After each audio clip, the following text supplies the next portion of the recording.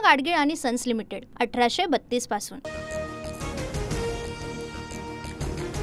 मनोज जरांगे मानखुर्दमध्ये दाखल। वाशी टोल नाक्यावर मनोज जरांगेंचं जंगी स्वागत। आजपासून आझाद मैदानात मनोज जरांगेंचं आमरण उपोषण।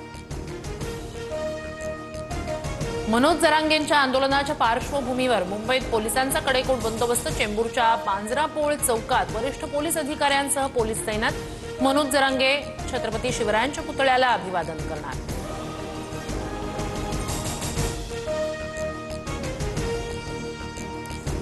आझाद मैदानात मोठ्या प्रमाणात मराठा बांधव दाखल। पोलिसांकडून जरांगेंना आझाद मैदानात एक दिवस आंदोलन करण्याची परवानगी। जरांगे बेमुदत आंदोलनावर ठाम। जरांगेंच्या आंदोलनाची चौकट हायकोर्टाची, सरकारची नाही। कोर्टाच्या नियमांनुसार आंदोलन झाल्यास हरकत नाही। मुख्यमंत्री फडणवीसांकडून स्पष्ट।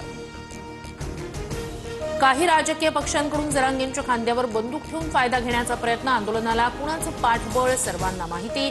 फडणवीसांचा रोख कुणाकडे? जरांगेंनंतर राष्ट्रीय ओबीसी महासंघाचंही 30 ऑगस्टपासून नागपुरात साखळी उपोषण। जरांगेंसमोर सरकार झुकणार का याकडे आम्ही लक्ष ठेवू। गरज पडल्यास मुंबईकडे निघणार, तायवाडेंचा इशारा।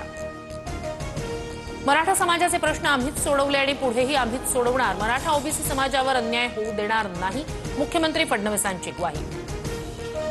सरकार आधीपासूनच चर्चेसाठी तयार। मनोज जरांगे मुंबईत आल्यावर चर्चा करणार। विखे पाटील यांची माहिती। आम्ही प्रत्येक वर्षी दर्शनाला येतो। यावर्षी राज ठाकरेंकडे काही नवीन लोक पाहिले। कुटुंब एकत्र येत असल्यास चांगली गोष्ट। राज ठाकरेंच्या घरी बाप्पाच्या दर्शनानंतर उपमुख्यमंत्री शिंदेंचा टोला।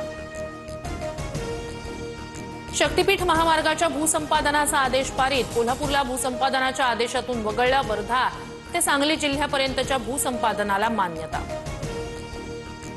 31 डिसेंबरपर्यंत केंद्र सरकारनं कापसावरील 11% आयात शुल्क हटवलं। महाराष्ट्रातील कापूस उत्पादक शेतकऱ्यांना फटका बसणार।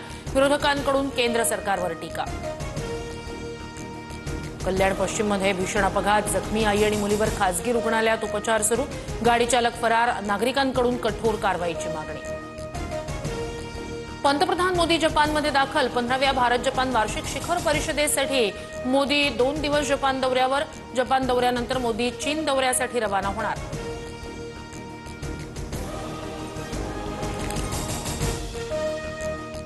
पूना गाडगीळ आणि सन्स लिमिटेड 1832 पासून।